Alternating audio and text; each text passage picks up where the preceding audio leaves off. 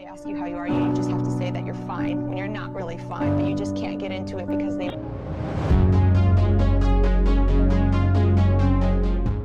Hey everybody, it's B here, and I'm back with another tournament report. This weekend we had PPG's Win a Box tournament once again, and this time I figured, you know what, the first time we ended up taking Omnimon, and that's what I like to do. You know what, if it's a serious tournament, we'll take Omnimon, but I had already topped it, so for the second time around, I was like, let's take something a little different. And today we took Titamon Control to the tournament, and I bubbled out. Honestly, it got so close. We ended our record with X2 going 7 big rounds, only losing out to Omnimon twice to very skilled players. So huge shout out to them. They performed really well and both managed to top. So congratulations on that front.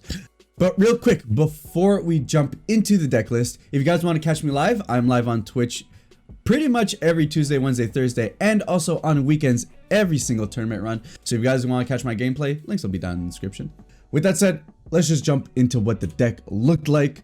Titamon Control, guys, this is my variant. I based this off of what I thought decks were running right now, but I didn't base it off of any peculiar list. I just kind of went off of my vibes and what little playtesting session I had. Huge shout out to Overground for practicing the deck with me. And this is kind of where I landed on. So for Titamon, because you want to see your Titamons, they're the best thing you can land on when you're building up your stack. And they're the only thing that could live to potentially threaten an Omnimon. Then we got the Terra Cluster specifically for the Omnimon matchup.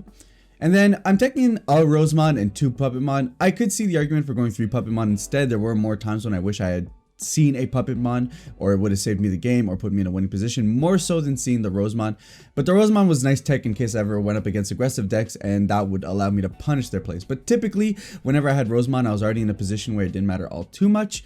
So this is where we landed on with that. Otherwise, you know, the rest balances itself out. We have the best rookies. Lilymon's at a 3 of instead of 4 because I only currently own 3. I'm not really buying singles until the full release at this point in the game anyways. And the other tech is 2 Mimis. I like the 2 Mimis. It means you see it. I like seeing it at least in the game, but I'm not going to rush for it because the deck is actually very efficient. Between a lot of 1-cost evolutions and 0-cost evolutions, you have a lot of ways to choke out your opponent. And finally, of course, the 4 of Flower Cannons. I see some decks run 3. I think it's one of the best cards in the deck. It's the best security check in the deck, aside from Terra Cluster versus Omnimon. So in general, I think 4 is just exactly what you need because it always finds usage in the middle of a game when you need to set up a certain kind of play. So overall, this deck is super sweet. Changes, like I said, maybe the Puppetmon. I could see myself cutting like a Cherry and going for another Akua or anything like that. And of course, if you have the 4th Lily, I say run the 4th Lily. But in general, the deck was super consistent. It was super fun. The only thing I'd say is that we are a very Blue Omnimon centric meta. Over half the population size of any given tournament is Blue Omnimon, which I'm a little tired of playing against. But I would say you should tech in a bit more for that specific matchup. So if that's either going up more Terra Clusters or even going up Hornbusters, Hornbuster would be a great card in the deck that allows you to punch over Omnimon while still surviving, or even potentially allow some of your level 5s to punch over Omnimon if you're not able to get into a level 6 with the right inheritables, with the right setup. Just to say, there's a lot of routes you can take it, a lot of routes you have to go, but I would say teching for the Omnimon matchup is the way to go, seeing as how often you're going to see the matchup in this 1.0 meta. When we're talking about matchups also, here's what I paired up against. Round 1, we once again Blue Omnimon, and it was a swift 2-0. I gotta say, the matchup is actually really good. If green can stabilize board presence early and not get punished by an Omnimon that you can't deal with, for the most part, green has great handle on the game, and the matchup against blue is actually really good. It's just when you're in a position where your opponent's able to establish advantage on board, then there's not much you can really do there. But in situations like this, especially since not a lot of people know how to play against green right now, it's a rogue deck. Not a lot of people understand how to fight against its board control setups. You can sneak in a lot of wins here, so I highly recommend the deck if you want something off the beaten path that not a lot of people know how to play against. It's just going to have a harder time in those higher end matchups than things like Blue Omni itself. Round 2, we end up playing against purple, and here I have Piedmon, but realistically this is more of a pure Myotismon list. It was really cool. It ran like Garurumons, it ran Myotismon to just generate a lot of value. So this was more of a value purple and a tax purple, where your opponent, where, you know, once he has his level 6 set up, his Myotis, I can't really deal with it. I can't do anything to it outside of hard removal.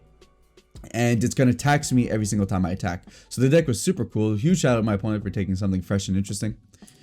Going into round 3, now we're seeing more Blue Omni, and we went 2-1. Going to game 3, our opponent did a good job of being able to push us into game 3, and it honestly could have went either way. The last game really was a hustle to see who could find the right top deck to be able to push the other over. So like I think game 1 he bricked, game 2 I bricked, which led to this game 3 situation, and there was a lot of back and forth at this point. Then we played against Red. You know, I put 2-0. I'd have to review the clips. There's odds are it might have been 2-1, but either way, 2-0, great opponent. It was fun. I'm not gonna lie, it's nice to see some variation, even if it is an Omni deck. And the Red matchup definitely plays differently. I'll say the Red matchup, Red has a lot better mid-range than Blue has. Your champions, your ultimates, and your megas are generally all better than Blue, aside from maybe Metal Garurumon. But the off trade being that you're not as great with the memory management, and in general, you can't turbo as hard as Blue can. You know, by missing memory sparks, by not being able to draw as many cards as Blue, which definitely goes into Blue's advantage, and why I think overall Blue has a greater hold in the meta. Now I'm going to tell you guys, there ain't all that much interesting here, because rounds 5, 6, and 7 were against Omni Blue. So round 5, we ended up losing, bricked kinda hard. We still made it to push it into a game 3 situation, but just couldn't find the right set of pieces to be able to really get there. And then round 6, we ended up 0-2ing against Zach Aldrin. Huge shout out to Zach, a phenomenal player, very strong player. I've known from the DBS community, and he went off to finish in top 6, if not higher, I believe. So huge congratulations to him, phenomenal player. And then round 7, we go up against one of our homies, Digislots. I'll actually have his channel left in the description, guys. I highly recommend you go subscribe to him. He does meta breakdown analysis, he does tournament analysis, super great content creator. We ended up facing off against each other in the last round. He was with me in chat all day on Twitch, keeping up with me in the middle of the game. And unfortunately, we had to play off. It went to a game 3. It was a great back and forth, and I had a great time. With all these matchups, we still ended up only finishing 19th, I think, so 3 slots away. Our tiebreakers pushed us out of top 16, which is really unfortunate because I had a pop-off moment minutes before because I thought we actually closed in at the 16th position, and then once final standings locked in, turns out we did not. Which is super unfortunate. I cry every time, and this finally breaks our topping streak that we've had for the last month or so. But with that said, we will keep on grinding. We will keep on trying to be in winning positions in this tournament. And honestly, this just gets me more hyped up for the release of the game and more hyped up to see where we can go with this moving forward. With that said, guys, that was my tournament report. That's what I ran. That's what I saw. Honestly, a lot of Omnimon. There's a lot of Omnimon, but as much as I think there's so much to a point where you could almost call it a tier 0 deck, not because of power level, but mostly because of player-based population size. I think we're at a point now where I would almost argue for a ban.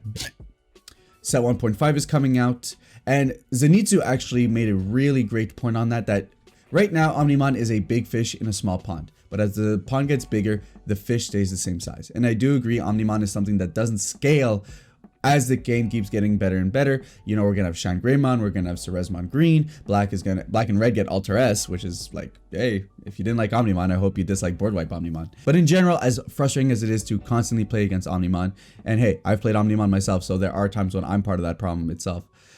It is going to get better. So at the end of the day, let's push through. Once the official release comes out, a bunch of new people are going to get their hands on new product. And then people from there are going to be able to rediscover what we've already been discovering. And then from there, a month later down the line, we're going to get set 1.5. And then the game opens up completely. And then I think we're going to see a ton more variation going into the set 1.5 meta. With that said, guys, what do you guys think of my list? Let me know in the comments down below. If you like the video, give it a thumbs up. Hey, if you dislike it, thumbs down works too. And if you want to catch more of my videos, subscribe button's right in the corner. And with that said, I'll catch you guys on the next one.